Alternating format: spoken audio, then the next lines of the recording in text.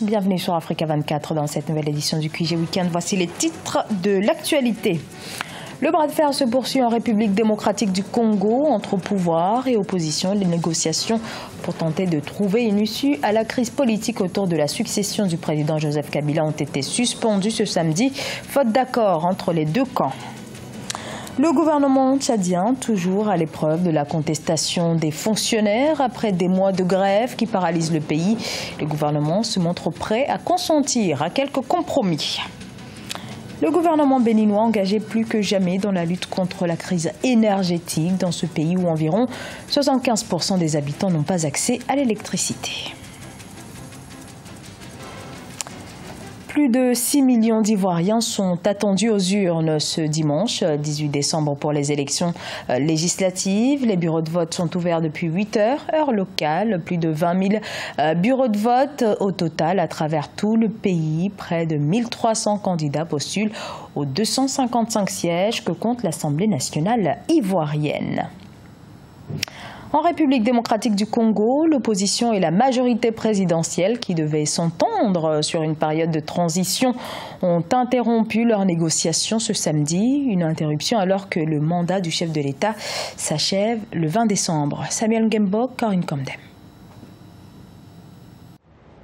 Situation politique particulièrement tendue et fragile en République démocratique du Congo. À l'approche de la fin constitutionnelle du mandat du président Joseph Kabila ce 19 décembre, la tension politique dans le pays est à son comble. L'accord politique signé entre une frange de l'opposition et la majorité au pouvoir n'a pas pu contenir les pressions exercées par l'opposition radicale et des acteurs de la société civile congolaise. Certains observateurs parlent de blocage institutionnel administré par l'opposition et la majorité présidentielle. Le rassemblement d'Étienne Tshisekedi demande au président Kabila de quitter le pouvoir au nom du respect de la Constitution et propose un conseil spécial de transition qui devrait prendre le pouvoir sous sa direction. La majorité présidentielle, quant à elle, indique qu'un conseil de cette nature est inconstitutionnel.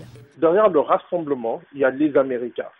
Donc, même cette manière d'énoncer cette demande, donc de demander la mise en place d'un régime spécial, montre que l'idée ne vient même pas des membres du rassemblement dans la mesure où la constitution congolaise, comme je vous l'ai dit, l'interdit.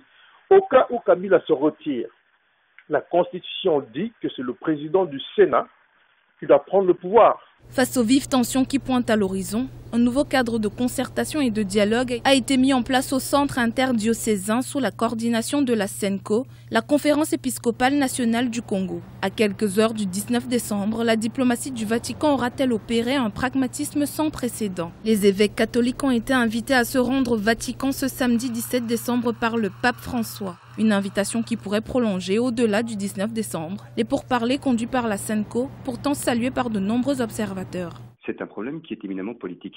Ce qui va se dégager du consensus est ce qui va primer sur la Constitution. Malheureusement, je crois que les partis sont condamnés à s'entendre sur un schéma qui sera un schéma consensuel. Il sera impossible dans ce dialogue que l'on ressorte victorieux de manière collective si l'on veut imposer quoi que ce soit. Ce n'est pas possible.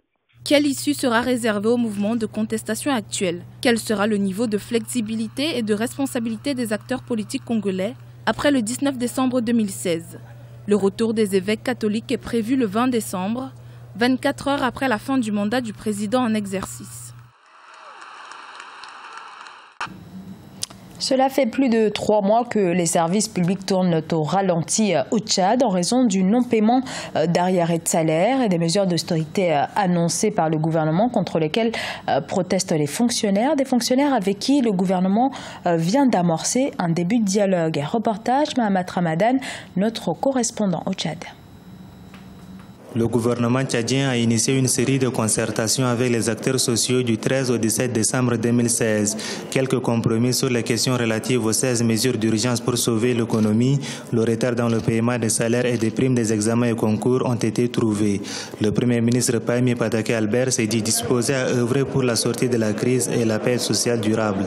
La situation que traverse notre pays doit nous préoccuper tous.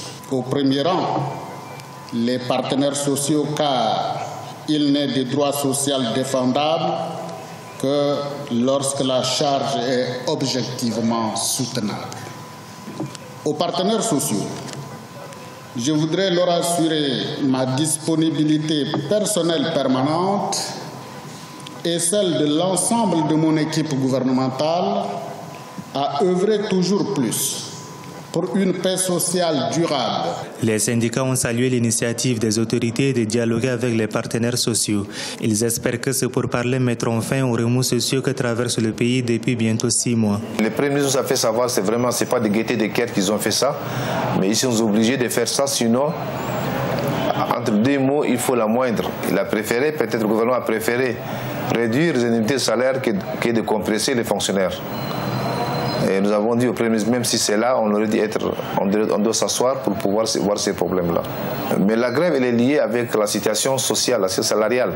Et c'est après, dès que les salaires, tous les arriérés seront payés, les gens reprendront le travail. À l'issue des pourparlers avec les syndicats des travailleurs, le chef du gouvernement a instruit le ministère des Finances et du Budget de décentraliser le paiement des primes des examens et concours dans les régions. Rappelons que les fonctionnaires tchadiens sont en grève depuis août 2016 pour protester contre le retard de paiement des salaires. En Libye, les forces loyalistes ont repris la totalité de la ville de Sirte. Le chef du gouvernement d'union nationale, Fayez al-Sarraj, a annoncé officiellement la libération de cette ville tombée aux mains des terroristes en 2015. La reprise totale de Sirte, située à 450 km à l'est de la capitale Tripoli, représente un revers de taille pour l'État islamique. L'Afrique face au défi de l'électricité pour tous, un défi notamment au Bénin qui dépend à plus de 90% des États ouest-africains comme le Nigeria ou le Ghana, mais le gouvernement entend bien changer la donne. Reportage Lefti Ounou commenté par Ibrahim Adjumaba. Les autorités béninoises ambitionnent d'atteindre la souveraineté énergétique. Le gouvernement du président Patrice Talon, dans le cadre de la mise en œuvre de son programme de société, en a fait une de ses priorités. Au cours des 8 derniers mois de gouvernance, des mesures pour la fourniture d'énergie électrique pour les ménages, mais également pour les entreprises ont été mises en œuvre. Ainsi, pour assurer la disponibilité permanente d'électricité d'ici à 2019, des solutions à court terme ont été prises par le gouvernement. Pour les mesures urgentes qui sont déjà en cours, c'est d'abord avant tout l'allocation de groupes de production d'une capacité de 150 MW. C'est historique dans ce pays. Et ces 150 MW seront opérationnels dès la semaine prochaine. C'est également la réhabilitation d'un parc de production de la SBE qui est resté à l'arrêt depuis des années, pour certains depuis plus de 5 ans.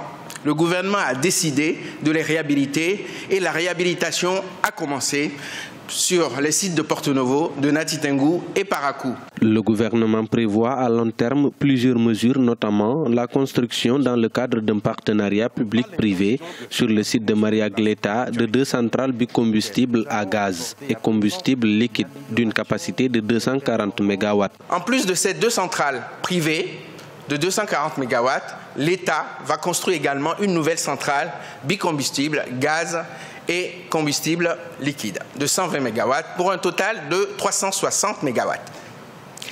Alors, évidemment, on voudrait que l'énergie soit au moins coût possible et pour cela, nous avons besoin du gaz.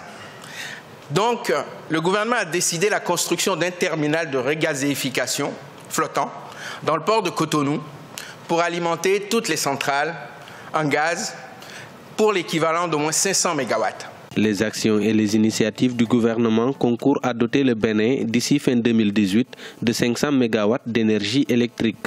La construction d'autres parcs de production énergétique est aussi envisagée compte tenu du potentiel naturel en capacité solaire dont dispose le Bénin. Plusieurs projets de partenariat public-privé dans le secteur des énergies renouvelables permettront de doter le pays de 35 MW en solaire et de construire des mini-centrales de 65 MW. Le gouvernement introduit également dans son programme d'action la construction avec le Togo d'une centrale hydroélectrique de 147 MW à Adjarala. Ce journal a été réalisé par l'ensemble de la rédaction. Nous vous remercions pour votre fidélité. Dans un instant, une nouvelle édition de l'actualité sur Africa 24.